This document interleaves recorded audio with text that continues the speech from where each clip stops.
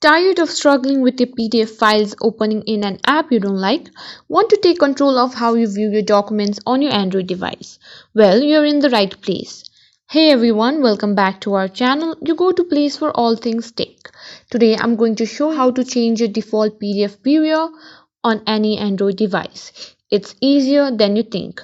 Before we dive in, make sure to hit that subscribe button and ring the bell so you won't miss any of our future tech tips and tricks. Let's get started. First things first, you need to have your preferred PDF Viewer app installed on your device. There are several great options out there like Adobe Acrobat Reader, Folkseed PDF Reader, and more.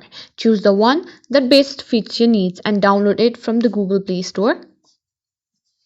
Got your app? Great. Now let's change the default settings. Open your device's settings app. You can find this in your app drawer or swipe down from the top of your screen and tap the gear icon.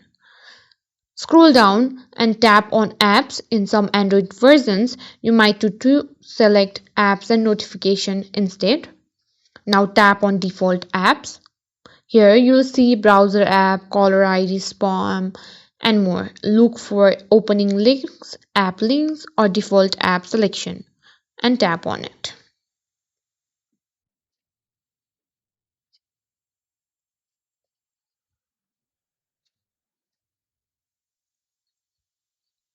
Now look for PDF, or it might be under file types. If you don't see it directly, you might have to see all apps or choose default apps by file type.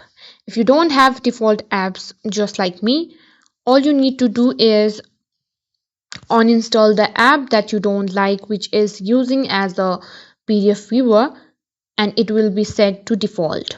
But if you have that, simply select your preferred PDF viewer app from the list, and that's it. You've successfully changed your default PDF viewer.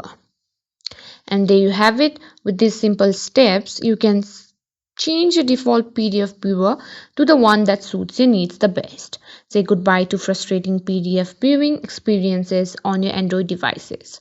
Was this tutorial helpful? Let us know in the comments below how it worked out for you. And if you have any other tech challenges you need help with, feel free to drop us a line. Don't forget to like, share, and subscribe for more tech tips and tricks.